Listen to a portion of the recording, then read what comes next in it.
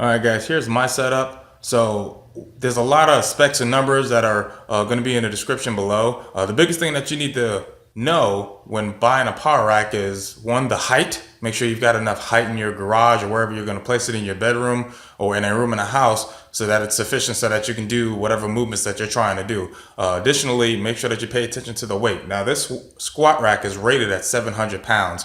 I work out a lot in my home gym. I don't really squat or bench, or don't really need it for deadlift, but I don't do anything over 400 pounds right now. So if you're the type of individual that needs a rack that's going to support more than 700 pounds, you might not want to look into this one. But if you're like probably well over 70% of the country or America that might be working out at home, 700 might be enough for you. One thing that I do like about this power rack, it does come with a not a power, it comes with a pull-up bar.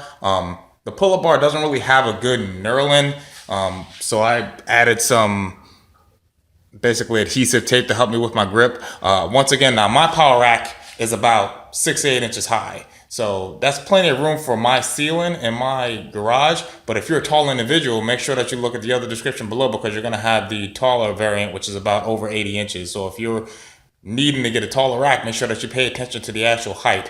One thing that I do like about this rack, you don't need to mount it to the floor. So my rack actually comes with like this 3-stand system, and it's extremely sturdy. So I really don't need to mount this to the floor at all, and I wouldn't want to anyway, because I'm a military guy and I'm always moving from place to place anyway.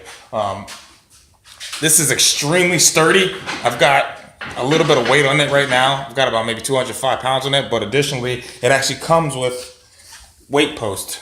So you don't need to have too much room or space for storage, because it comes with these posts that are on it right now. So what I'm gonna do is I would highly recommend this to anybody who's starting out a home gym, mainly because of the durability. I mean, it's bolted in, doesn't have a lot of welding, but I've had this for about a year, over a year, and I haven't had any problems with it. Of course, there's been some wear and tear, but no problems at all. It already comes with its own J-hooks, and it comes with the safety bars as well, which is vital to a home gym. So, if I need to fail, and I'll show you some failures in the video, but if, I need to do anything that's going to be overweight, I'm not going to hurt myself in my home gym. But one thing that I do like about this, just like I said, it's mobile, it's very light, 700 pounds is well enough, and you don't have to mount it to the floor. It's pretty damn stable. Even without the weight, it's really stable. You don't have to do too much construction on your home gym. You can actually pack this up, pick it up, and go if you need to, especially if you're a military guy.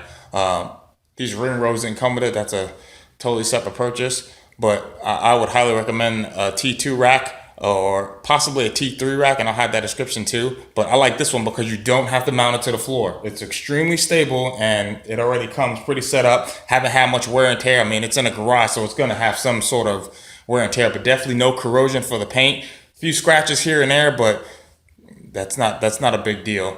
So I'm going to go through some movements for you guys, and then actually show you basically. This is a really awesome rack, especially if you're looking to not spend too much. This actually cost about, this only cost me like 320 bucks. And I think right now it's going for like about 300. So very, very good investment. Let me show you guys some movements real quick.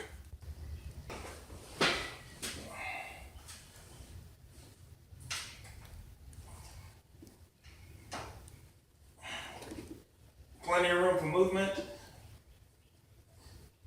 Even when you're back, that was intentionally hard, but it's still pretty stable. This is actually still going to hold very well. Additionally, gives you plenty of room to fail. So if you get a rep and you can't get it, these bars are pretty damn close, and it's 100% safe in your own house.